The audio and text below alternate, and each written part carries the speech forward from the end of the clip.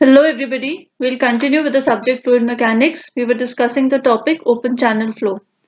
So far we've discussed what is an open channel, what are the types of flow that occur in an open channel, what is the velocity profile, difference between pipe flow and open channel flow, what is hydraulic mean depth and how to calculate it for various cross sections, how to calculate discharge using Chezy's formula for various cross sections, what is the most economical rectangular section, what is the most economical trapezoidal section, what is best side slopes in a most economical trapezoidal section. So in this lecture, we'll be discussing numericals based on most economical trapezoidal section. So let's start. A trapezoidal channel has side slopes of 1h is to 2 vertical, 1 horizontal is to 2 vertical, and the slope of the bed is 1 in 2000. The area of the section is 42 meters. Find the dimensions of the section if it is a most economical section. Determine the discharge of the most economical section if C is equal to 60. तो इस question में हमें क्या बोला है कि side slopes given है. Side slope अगर हम लिखें तो n is equal to h upon v which is equal to 1 upon 2.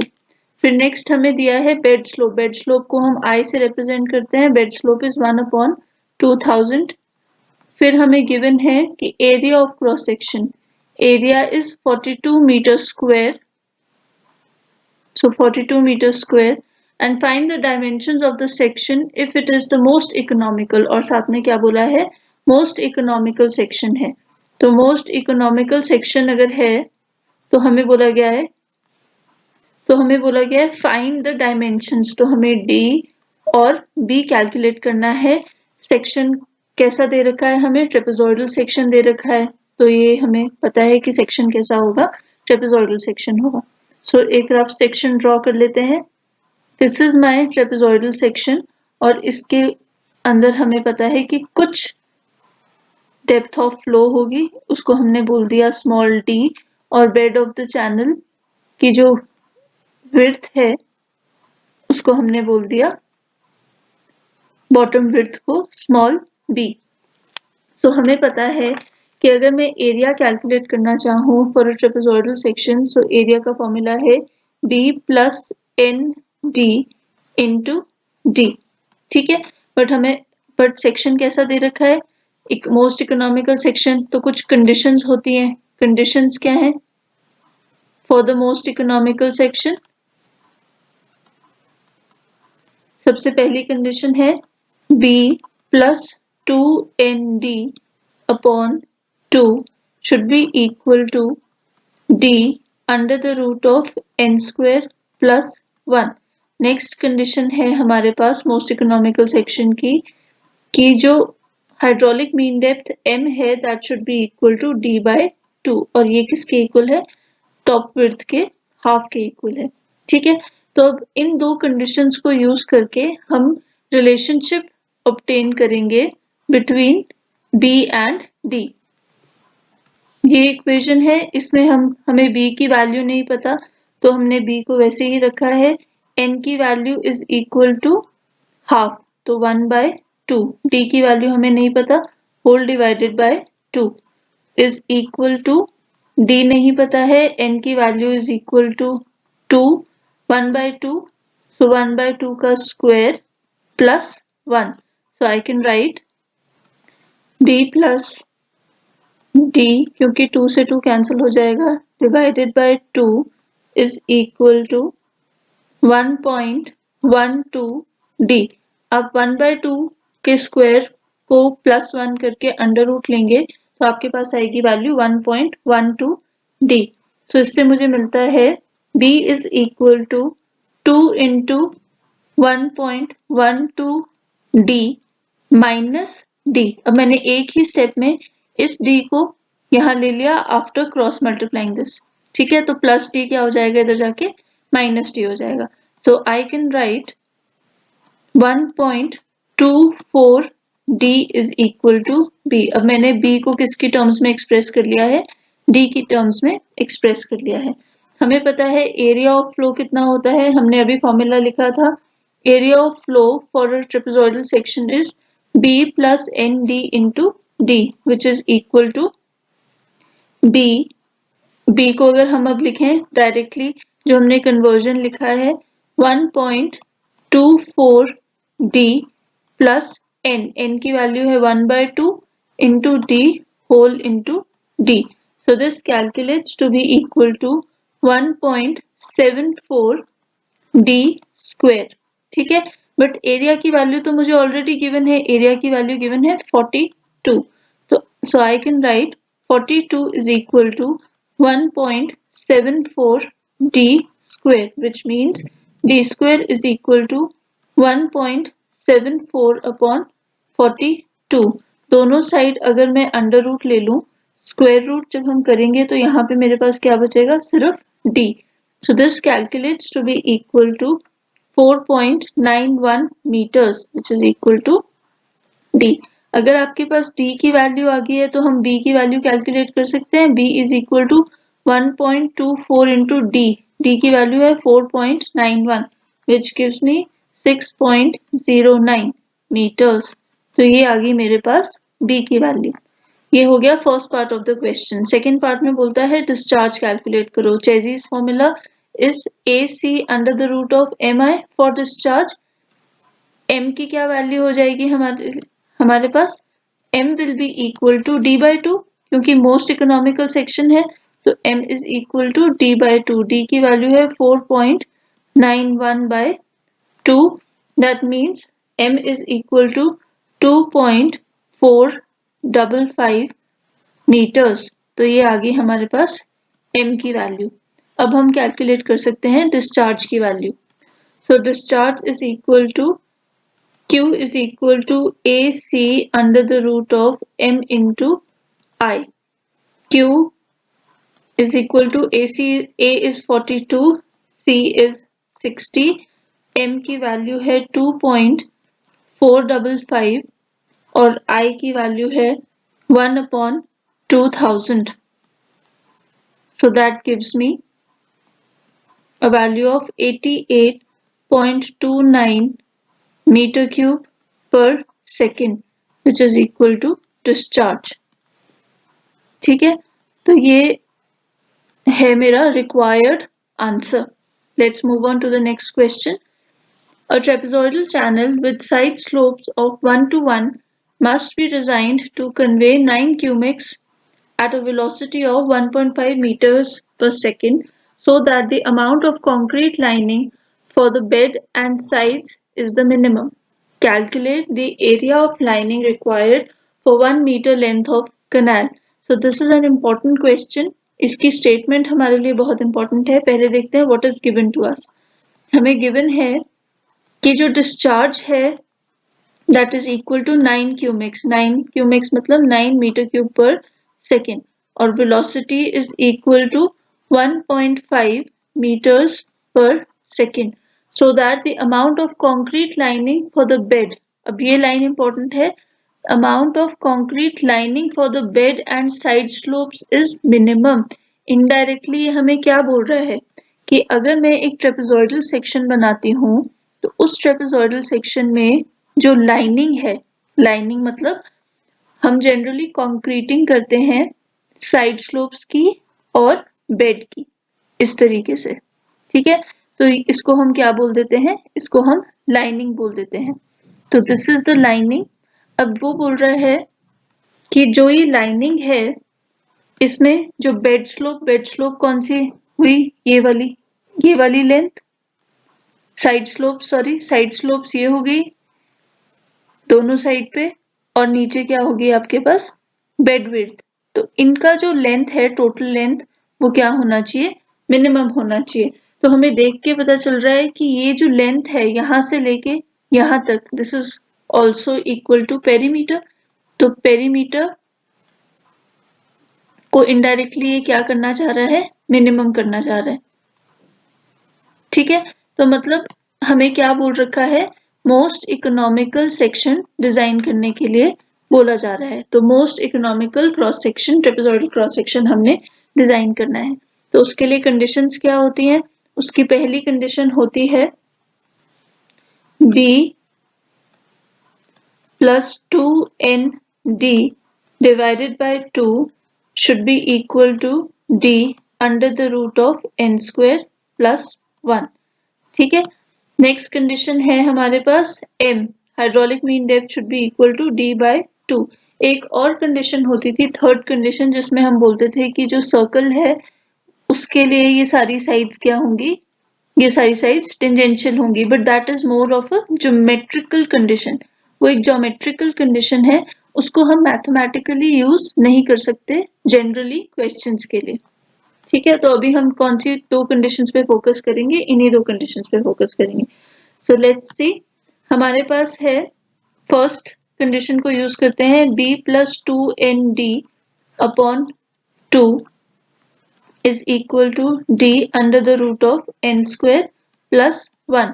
n की वैल्यू हमें गिवन है 1:1, सो हम n की वैल्यू को क्या बोल सकते हैं, 1 बोल सकते हैं.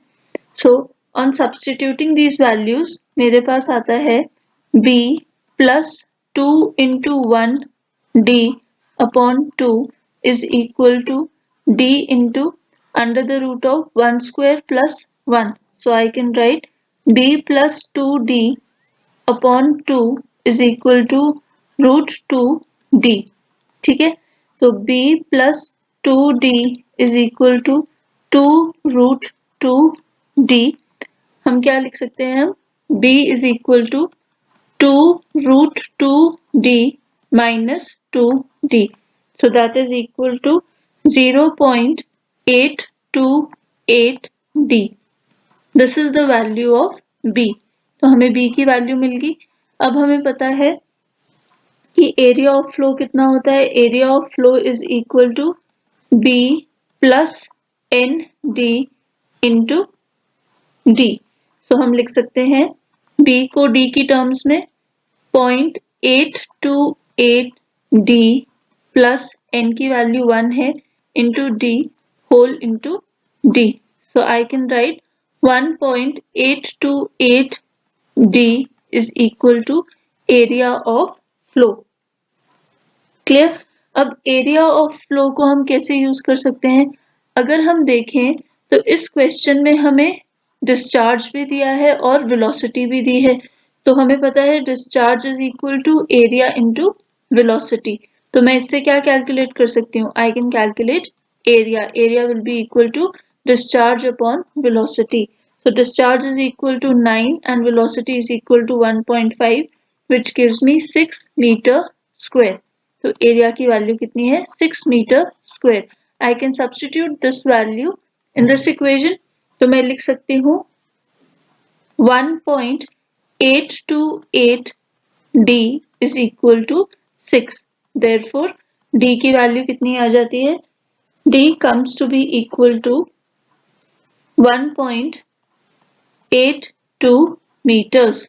तो d की वैल्यू आ गई मेरे पास 1.82 meters. b की वैल्यू कितनी हो जाएगी, 0.828 into 1.82.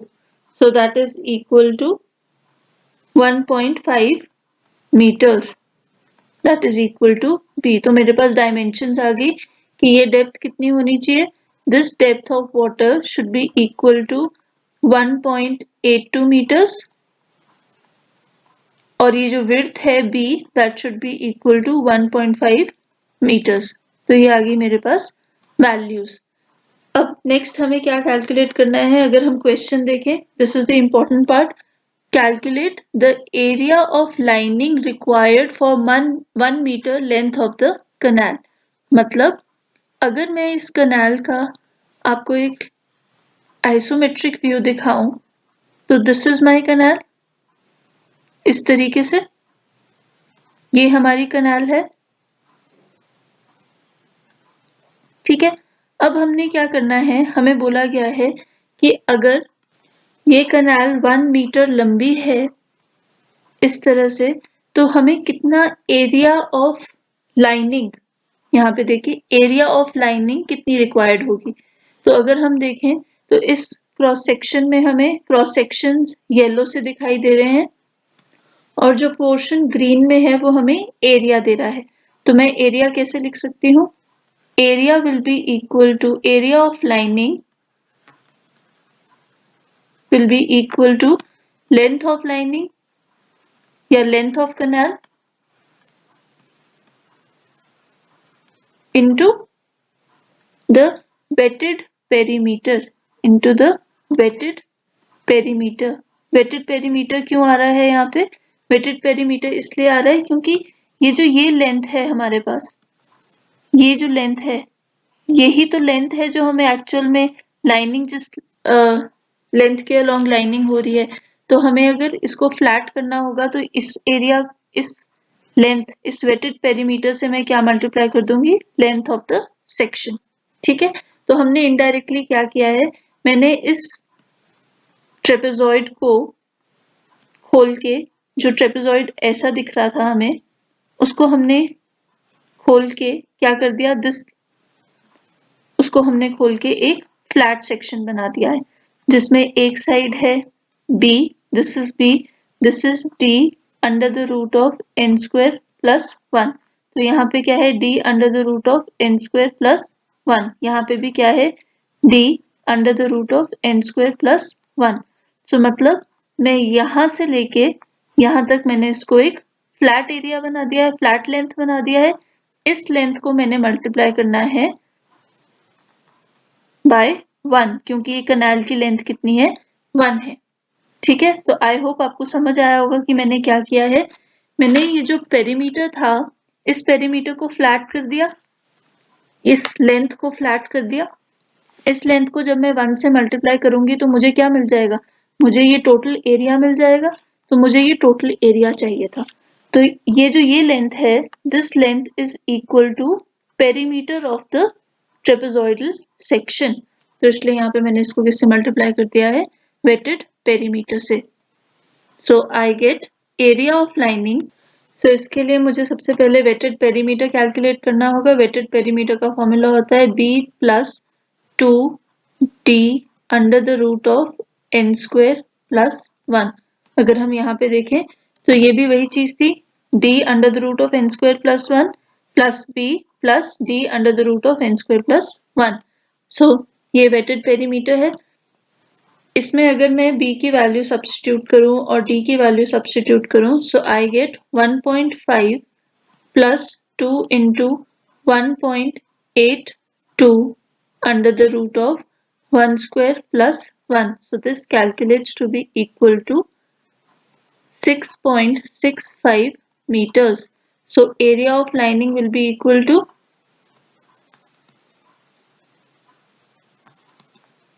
Length of the canal कितनी है, 1 मीटर की लेंथ लेनी है इंटू 6.65 meters है wetted perimeter. So the area is 6.65 metre square.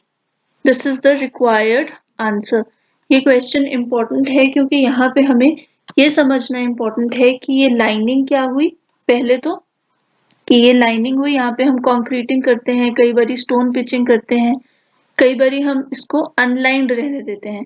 तो कनाल या तो लाइंड होती है या फिर कनाल अनलाइंड होती है।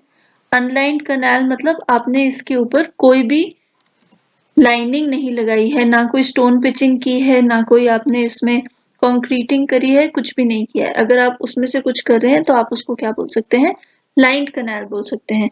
जो लाइंड कनाल होती है उसमें जो लॉसेस होते हैं, जो वाटर का लॉस होगा, क्योंकि अगर आपने यहाँ पे कुछ भी नहीं लगाया है, अगर आपने कंक्रीटिंग नहीं की है तो पानी क्या करेगा, पानी सीप इन कर जाता है through the sides, through the base, बाकी जगहों में, और आपके पास क्या होता है, वाटर का लॉस होता है। पर अगर लाइंड कनाल है तो लॉसेस आर मिनिमम, लॉसेस ना के बराबर होते हैं। पर अगर अनलाइंड कनाल है तो लॉसेस जो है, वाटर लॉस, वो क्या होता है, काफी हाई, पानी हम लूज कर देते हैं, क्योंकि पानी क्या कर जाता है, it moves towards the ground, settle कर पेनिट्रेट कर जाता है ग्राउंड में, depending upon the permeability of the soil. जो भी आपके पास यहाँ पे सॉइल है उसकी परमेबिलिटी भी डिपेंड करता है। कई बारी हम क्ले लाइनिंग कर देते हैं क्योंकि क्ले की परमेबिलिटी बहुत कम होती है, तो यहाँ पे आप क्ले लाइनिंग कर देते हैं ताकि हमारे लॉसेस जो है वो क्या रहे, मिनिमम रहे। So let's solve another question based on similar terms. A trapezoidal channel has side slopes of 1 to 1. It is required to discharge 14 cumecs of water with a bed slope of 1 in 1000. If unlined, the value of C is 44. If lined with concrete, C is 60. The cost per meter cube of excavation is 4 times the cost per meter square of lining. The channel is to be the most efficient one. Find whether the lined or unlined canal will be cheaper. What will be the dimensions of that economical channel? So this is a very important question. इसमें आपके बहुत सारे concepts use हो रहे हैं. So let's see हमें given क्या है. It is given that the section is trapezoidal. फिर हमें साइड स्लोप गिवन है. साइड स्लोप कितनी गिवन है? 1 to 1 मीन्स 1:1, सिंपली 1. ठीक है. डिस्चार्ज कितना गिवन है? Discharge is equal to 14 cumecs. 14 cumecs मतलब 14 मीटर क्यूब पर सेकेंड. और बेड स्लोप क्या दे रखी है? बेड स्लोप गिवन है 1/1000. फिर हमें बोला गया है कि हमारे पास दो सेक्शंस हैं, दो ट्रेपेजॉइडल सेक्शंस है. एक सेक्शन जो है वो लाइंड है और एक सेक्शन जो है वो अनलाइंड है. सो अगर हम ड्रॉ करें तो ये वाले जो फर्स्ट डायग्राम है वो एक अनलाइंड कनाल का है और सेकंड डायग्राम क्या है? एक लाइंड कनाल का है. तो हमें क्वेश्चन में देता है कि अगर आपकी कनाल अनलाइंड है तो C की वैल्यू, चेजिस कांस्टेंट की वैल्यू क्या रहेगी आपके पास? 44. और अगर आपका कनाल लाइंड है तो चेजिस कांस्टेंट की वैल्यू क्या रहेगी? 60.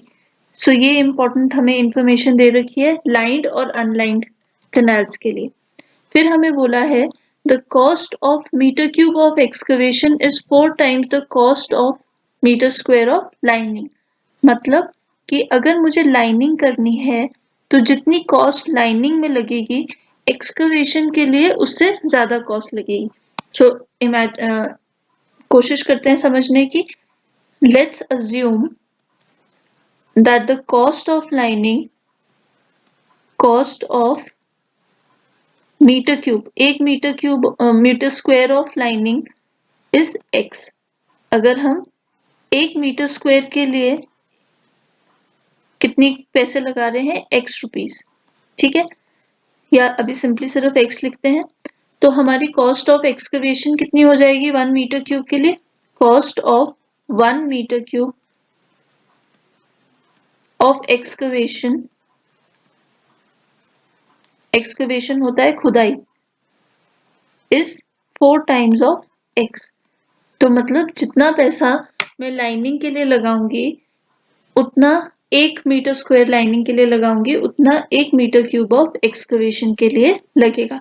ये हमें दिया है इस स्टेटमेंट में that the cost of excavation is 4 times the cost of 1 meter square of lining. The channel is to be the most efficient one. तो हमें बोला गया है कि चैनल कैसा होना चाहिए? मोस्ट एफिशिएंट चैनल मतलब मोस्ट इकोनॉमिकल चैनल. तो मोस्ट इकोनॉमिकल क्रॉस सेक्शन होना चाहिए. अब बताओ कि whether the lined canal is cheaper or the unlined canal is cheaper. मतलब अगर मुझे पैसे देखने हैं तो कौन से कनाल में मेरे कम पैसे लगेंगे? लाइंड कनाल में कम पैसे लगेंगे कि अनलाइंड कनाल में कम पैसे लगेंगे? तो हमें हमारा क्वेश्चन ये है.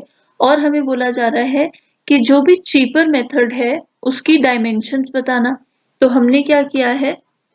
हमने पहला एक अनलाइंड कनाल की डायमेंशंस अज्यूम कर ली है D1 और B1 और लाइंड कनाल की कर ली है D2 और B2. तो पहले तो हम क्या करते हैं, हम देख लेते हैं कि कौन सी कंडीशंस लगती हैं मोस्ट इकोनॉमिकल सेक्शन के लिए, क्योंकि हमने दोनों सेक्शंस कैसे डिजाइन करने हैं? मोस्ट इकोनॉमिकल सेक्शंस डिजाइन करने हैं. तो पहली कंडीशन तो है B plus 2ND upon 2 is equal to D under the root of n square plus 1. और सेकेंड कंडीशन है m is equal to D by 2. तो first relationship between B and D. So substituting the values, B plus 2 into 1D upon 2 is equal to D root 2. So this means B is equal to 2 root 2 d minus 2, तो ये value आती है equal to 0.828 times d is equal to b। तो ये हमारे पास आ गई b की value. अब हमें पता है एरिया क्या होगा, area of flow of a trapezoidal section is b plus N D into d. तो b को हम यहाँ पे सब्स्टिट्यूट कर सकते हैं 0.828 d in plus 1 into d whole into d, so that is equal to 1.828 d square is equal to area of flow। तो ये हमारे पास मोस्ट इकोनॉमिकल सेक्शन के लिए जो दो कंडीशंस आ गई हैं वो ये है कि मोस्ट इकोनॉमिकल सेक्शन ये सेटिस्फाई करना चाहिए। ठीक है, तो अब सबसे पहले हम देखते हैं unlined canal.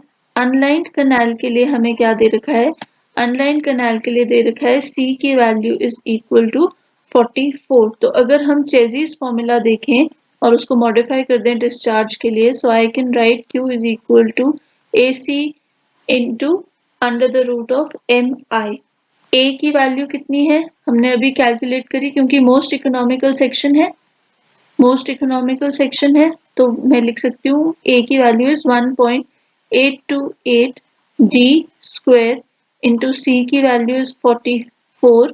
Most economical section के लिए m कितना हो जाता है d by 2, so d by 2, और i की वैल्यू गिवन है 1/1000। So this should be equal to, discharge भी दे रखा है हमें। डिस्चार्ज अगर आप देखें तो क्वेश्चन में दोनों केसेस के लिए डिस्चार्ज इज सेम। डिस्चार्ज हमें कितना दे रखा है 14 metre cube per second, so ये discharge this should be equal to 14। तो जब मैं सिंप्लीफाई करती हूँ I get 14 is equal to 1.799 d square root d. So I can write d square root d is equal to 7.78। Squaring both sides, जब मैं दोनों sides पे square ले लेती हूँ, so I obtain d to the power 5 is equal to 60.5655। so to the power 1/5 दोनों side, ताकि मुझे क्या मिल जाए d मिल जाए। सो d will be equal to 2.272 meters। अब हमने क्या कैलकुलेट करना है, d आ गया तो अब हम b कैलकुलेट कर सकते हैं। b will be equal to 0.828 times d, so that will be equal to 1.863 meters। तो अनलाइंड कैनाल के लिए d1 और d1 की वैल्यू मेरे पास आ गई। d1 is equal to 2.272 meters and b1 is equal to 1.863 meters। अब हमें कैलकुलेट करना है कॉस्ट, कितनी कॉस्ट लगेगी एक्सकवेशन में। तो कॉस्ट ऑफ एक्सकवेशन में हमने बोला है कि 1 मीटर क्यूब के लिए कितना लगता है, 1 मीटर क्यूब के लिए 4x कॉस्ट लगेगी for 1 metre cube. 1 metre cube मतलब वॉल्यूम कितनी है 1 मीटर क्यूब। तो पहले तो मुझे क्या कैलकुलेट करनी होगी, volume of excavation. Volume of excavation मतलब कि अगर ये मेरा क्रॉस सेक्शन है तो वॉल्यूम ऑफ एक्सकवेशन क्या हो जाएगी, volume of excavation will be equal to area of cross section into length of channel under consideration. तो लेंथ ऑफ चैनल कितना है 1 मीटर, हमने मानना है कि 1 मीटर लेंथ के लिए हमने कितना कैलकुलेट करना है एक्सकवेशन। तो ये जो ये शेडेड येलो एरिया है ये मुझे एक्सकवेट करना होगा। Length of the channel is equal to 1, तो एरिया कितना है हमने अभी कैलकुलेट किया था मोस्ट इकोनॉमिकल सेक्शन के लिए 1.828 d square. So I can write 1.828 d की वैल्यू है 2.272 square into length of the channel. कितने चैनल लेंथ के लिए कर रहे हैं हम 1 meters के लिए करें, so this calculates to be equal to 9.436 metre cube. तो कितनी वॉल्यूम हमने एक्सकवेट करनी है? 9.43 मीटर क्यूब। अब 1 मीटर क्यूब के लिए हमें कॉस्ट कितनी पड़ रही थी? 4x। तो 9.436 मीटर क्यूब के लिए हमें कॉस्ट कितनी पड़ेगी? 4x into 9.436, which is equal to 37.74x. तो this is my cost for an unlined canal. Unlined canal के लिए मुझे कितनी कॉस्ट लगानी होगी? 37.74x। अब नेक्स्ट देखते हैं, नेक्स्ट केस है हमारे पास लाइंड कनाल का। तो लाइंड कनाल में फिर से हम क्या कैलकुलेट करेंगे? हम कैलकुलेट करेंगे मेरा B कितना है और मेरा D कितना है। तो डिस्चार्ज की वैल्यू कितनी दे रखी है? पहले तो Chezy's constant is equal to 60, so I can write Q is equal to AC under the root of M into I. Substituting the values, A is equal to 1.828 D, C की value 60 है, under the root of M, M को कितना लिख सकते हैं? D/2 क्योंकि most economical section है, और I की वैल्यू है 1/1000। सो इसको मैं लिख सकती हूँ, डिस्चार्ज तो अभी भी कांस्टेंट रहेगा, डिस्चार्ज तो अभी भी कितना है? 14। So I can write 14 is equal to 2.4525 d square under the root of d. So d square under the root of d is equal to 5.708. Squaring both sides, दोनों साइड्स पे मैंने square ले लिया।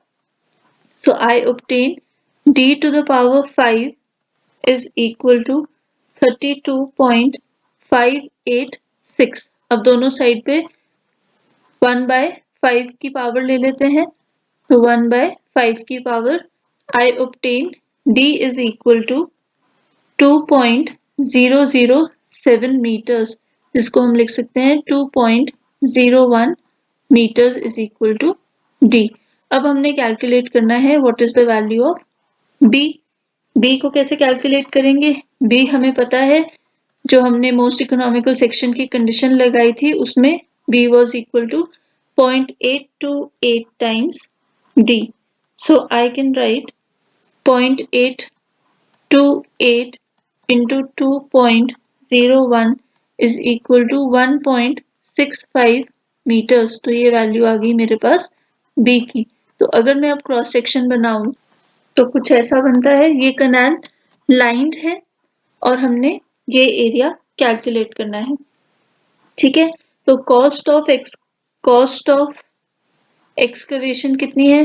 4 है हमारे पास, पर हमें तो क्या कैलकुलेट करना है? पहले तो वॉल्यूम ऑफ एक्सकवेशन कैलकुलेट करते हैं। तो volume of excavation will be equal to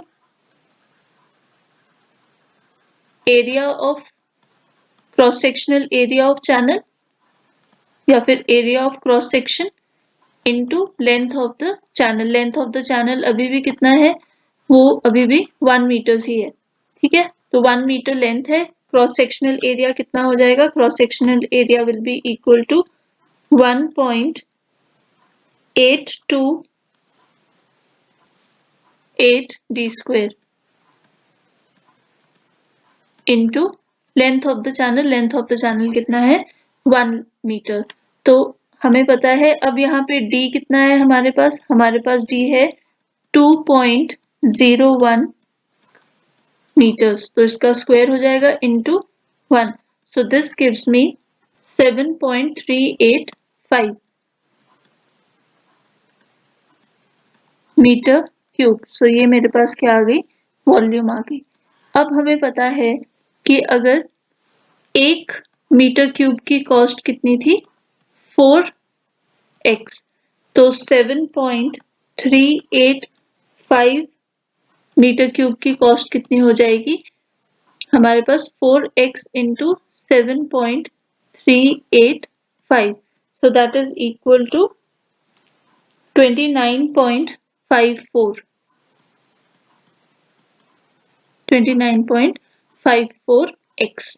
ठीक है, तो ये हमारे पास आ गई कॉस्ट ऑफ एक्सकवेशन। तो इसको लिख, अब हमें पता है कि ये कनाल कैसी है, ये कनाल लाइंड है, तो हमारे पास क्या आएगा, हमारे पास कॉस्ट ऑफ लाइनिंग भी आएगा।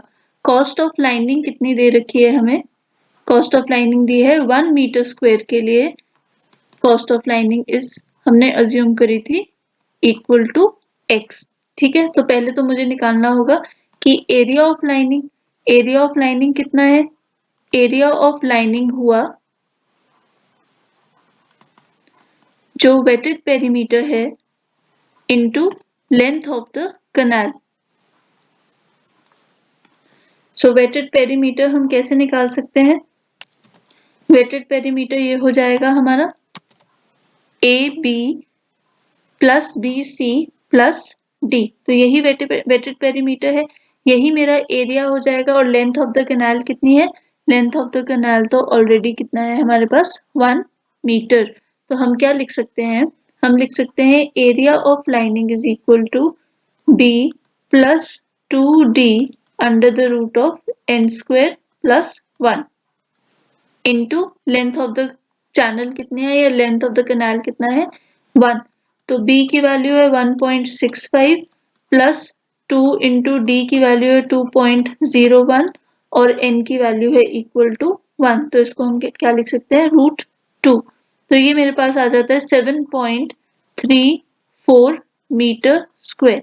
ये आ गया मेरे पास मीटर स्क्वायर, मतलब एरिया आ गया कि कितना एरिया है आपकी लाइनिंग का। तो कॉस्ट कैसे आएगी, कॉस्ट के लिए अगर 1 मीटर स्क्वायर की कॉस्ट कितनी है x, तो 7.34 मीटर स्क्वायर ऑफ लाइनिंग की कितनी कॉस्ट होगी 7.34x। ठीक है, तो अब अगर हम देखें तो total cost for a lined canal, total cost कितनी हुई लाइन्ड कैनाल के लिए, cost of excavation plus cost of lining, मतलब हमें डबल दो चीजों पे खर्चा करना पड़ता है जब हम लाइन्ड कैनाल बनाते हैं। एक तो हमें जो खुदाई में खर्चा करना होगा वो, और दूसरा जो हमें लाइनिंग के, जो कंक्रीटिंग के लिए हमें जो खर्चा करना होगा वो। तो टोटल कॉस्ट कितनी हुई इसकी, जो कॉस्ट ऑफ एक्सकवेशन है that is 29.54x plus 7.34x, जिसका सम हमें मिलता है इक्वल टू 36.88x। तो ये है लाइन्ड कैनाल की कॉस्ट हमारे पास। ठीक है, अब हमने सेम कॉस्ट कैलकुलेट की थी अनलाइन्ड कैनाल की। अनलाइन्ड कैनाल की कॉस्ट हमारे पास आई थी, सिर्फ वहां पे एक्सकवेशन की कॉस्ट थी, but that was equal to 37.58x। तो हम देख सकते हैं कि दोनों में से किसकी कॉस्ट हमें ज्यादा पड़ रही है, हमें अनलाइन की कॉस्ट ज्यादा पड़ रही है। तो मतलब ये क्या है, चीपर है, ये हमें सस्ती पड़ेगी, लाइन कैनाल सस्ती पड़ेगी। ठीक है, तो ये हमारा एक पार्ट ऑफ द क्वेश्चन हो गया। नेक्स्ट पार्ट बोला गया था कि मोस्ट इकोनॉमिकल सेक्शन बताइए जो हम यूज करेंगे फाइनली। तो मोस्ट इकोनॉमिकल सेक्शन में हमारे पास डी कितना आया था 2.01 मीटर्स और बी आया था हमारे पास 1.65, जो दोनों लाइन्ड कैनाल की डायमेंशंस है, क्योंकि वही हमें क्या पड़ रही है, सस्ती पड़ रही है। सो आई होप आपको ये लेक्चर समझ आया होगा, ये क्वेश्चन समझ आया होगा। This is very important. So thank you and stay tuned.